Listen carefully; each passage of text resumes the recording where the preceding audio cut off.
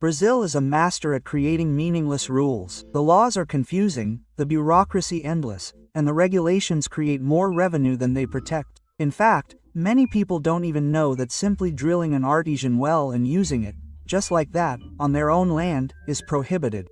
Many people think they can just go ahead and drill, but in reality, the hole is deeper. You need government authorization to use the water, and on top of that, it's an expensive, time-consuming, and paperwork-heavy process. The problem is that between good intentions and reality, the system has become a trap. The water beneath your house isn't yours. Use requires authorization, and yet millions of Brazilians ignore the law, not out of malice, but out of necessity. So why do so many people drill wells illegally? And do regulations protect the water or the profits?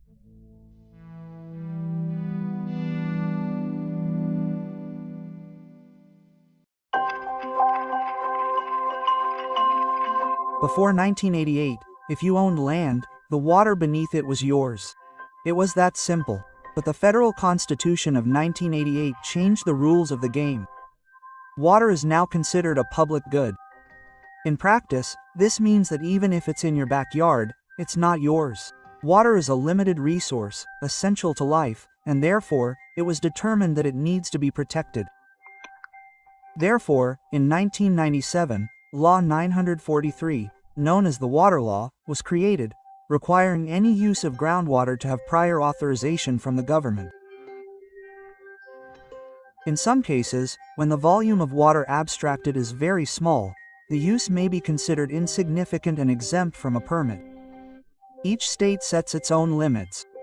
In São Paulo, for example, if you abstract up to 15,000 liters per day from a well or up to 25,000 liters from a river, this is already considered minor use and doesn't require a permit. You just need to register with the SP Águas system. Also exempt are those who have a water station solely for measuring water levels, cleaning contaminated areas, or lowering the water table without using the water. And there are emergency situations, such as flooding or river dredging, in which the government can act without formal authorization. All of this is covered by the rules of DAE, the agency responsible for water management in São Paulo. Even existing wells are not automatically authorized. In Rio Grande do Sul, for example, CRH Resolution No. 402 of 2022 allows provisional regularization for old wells, provided the responsible party registers them in the state's licensing system by the end of 2025. This gives a deadline for compliance, but it doesn't eliminate bureaucracy. Even those who have used their wells for years will need to submit studies, documents, and apply for a license or exemption. This is one of those regulations that actually makes sense. They're not just another form of state control. The idea is to prevent overexploitation of aquifers, control water quality, and ensure this resource remains available for future generations. And there are technical reasons for this. This is because the well is a finite source. It depends on well recharge and rainwater. If everyone has a well, the water underground dries up, and there's also the invisible risk of water contamination. So, on paper, the regulation serves its purpose, but here's where the problems begin. This regulation has created a massive conflict of interest. If everyone has a well, the water utility company doesn't profit from water distribution. Regularizing an artesian well in Brazil is expensive, time-consuming, and complicated. This is one of the reasons why 88% of stations in Brazil are irregular. The process can cost tens of thousands of reais, not counting possible technical adjustments, and involves many steps: drilling permits, hydrogeological studies, technical reports, quality analyses, water use authorization, registration with multiple agencies, mandatory water meter installation. The list goes on. Just to give you an idea of the complexity, even a public square that uses well water only for toilets and irrigation requires state authorization. What's more, only the state government can authorize it. Municipalities don't have this authority. In other words, even with a better understanding of your local situation, your city hall may not authorize your well. And here's where things get interesting. Law 11,445 of 2007 establishes that those connected to the public water supply network cannot simultaneously use an alternative water source. The law states that a building's plumbing system connected to the public water supply network cannot also be supplied by other sources. And even so, those with a regulated well and not using the public network may still be required to pay the sewage fee to the utility company. The logic is simple. All the water that enters your home must be discharged as sewage, and if there's a collection network available, you pay even if you don't use the company's water. But it's not all economic conspiracy. There are real technical concerns that justify some of the regulations. The risk is real. Wells too close together can interfere with each other, reducing available flow. There's also the issue of contamination. Depending on the region, wells may be exposed to industrial waste, septic tanks, pesticides, or fuels. Water contaminated with heavy metals, nitrates, or coliforms can cause serious health problems. During droughts, the problem worsens. The Rio Grande do Sul Water Resources Department, DRH, sometimes prohibits the use of well water, even if it's registered, when the collection is for non-essential activities, such as washing cars and sidewalks, and only allows it for food processing and other industries. Therefore, it makes sense to prioritize water for food over car washing during a severe drought. In rural areas, artesian wells are often the only option for accessing water, but even in these cases, the process is bureaucratic and can be costly. Opening a well requires authorization from the Water Resources Management Agency, technical studies, forms, and professional supervision. In São Paulo, for example, it's necessary to present a hydrogeological study, follow ABNT standards, and renew the license every 5 years. Maffei isn't the only city where 88% of gas stations in Brazil operate illegally. Often, it's pure necessity and a lack of resources to follow all these steps. This conflict between rules and reality is even more evident in cases like Santa Maria, Rio Grande do Sul. In January 2025, a municipal law was passed authorizing the use of artesian well water for human consumption in homes and condominiums, provided the well was registered and the water quality was analyzed. The idea was simple.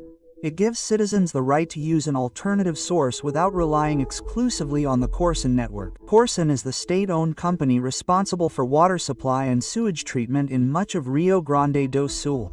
But Corsan reacted, arguing that this law is unconstitutional because the municipality cannot legislate on water resources that fall under state and federal jurisdiction. Based on Law 943 of 1997 and the resolution of the Rio Grande do Sul Water Resources Council, the concessionaire defended the closure of the wells, even though they met the requirements of the new municipal law. In practice, this became a dispute between spheres of power.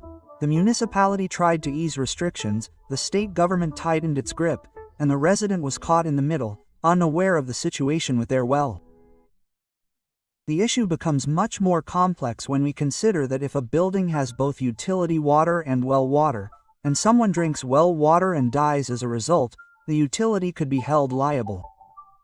In a 2018 case, the Rio Grande do Sul Court of Justice prohibited a residential condominium from using an artesian well for consumption, even though the well was registered. The condominium sought better water quality and even attempted to obtain a permit from the DRH, National Water and Sanitation Department, but its request was denied. The case went to court, and the judges were clear. Where there is a public water network, it takes priority. The central argument was that the use of water resources must consider the collective interest in environmental preservation. According to the decision, this isn't just about basic sanitation, but about protecting a greater good, everyone's right to an ecologically balanced environment. This ruling reinforces what has been applied throughout the state. Even if citizens want to follow the law, the understanding is that groundwater should be reserved for specific situations, such as industrial or rural activities.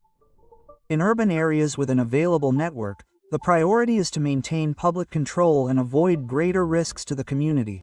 In Rio Grande do Sul, it is estimated that there are more than 400,000 homes supplied by regular wells. One reason for this is that, in many cases, maintaining a well can be more expensive than using water from the mains. It requires constant monitoring, frequent testing, and even when not for human consumption, it still requires authorization. The artesian well has become a symbol of a much larger discussion about the role of the government in citizens' lives. On the one hand, we have legitimate environmental concerns. Water is indeed a finite resource that needs to be preserved. Poorly constructed wells can contaminate aquifers, and uncontrolled use can deplete underground reserves. On the other hand, we have a bureaucratic system that charges thousands of reais to authorize something that should be a basic right, that takes months to approve obvious cases, and that sometimes denies access to water, even when there is no alternative. The result is that 9 out of 10 stations operate illegally, not because Brazilians are inherently disobedient,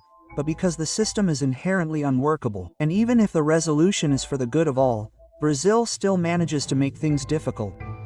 Do you agree with me? Oh, and what do you think of this story that the water beneath your land isn't yours? Comment below and tell me what you thought of this video. Now, if you want to understand what I call the human algorithm and how you can use it to take a YouTube channel from 0 to 100,000 subscribers, check out a free lesson in the first link in the description or point your phone's camera at the Q code on the screen before this lesson goes offline. And if you thought solar taxation was absurd, wait until you see how your electricity bill keeps coming even after investing in solar energy. Click on this video here on the screen and I'll explain everything. See you there in a few seconds. Best regards, and see you later.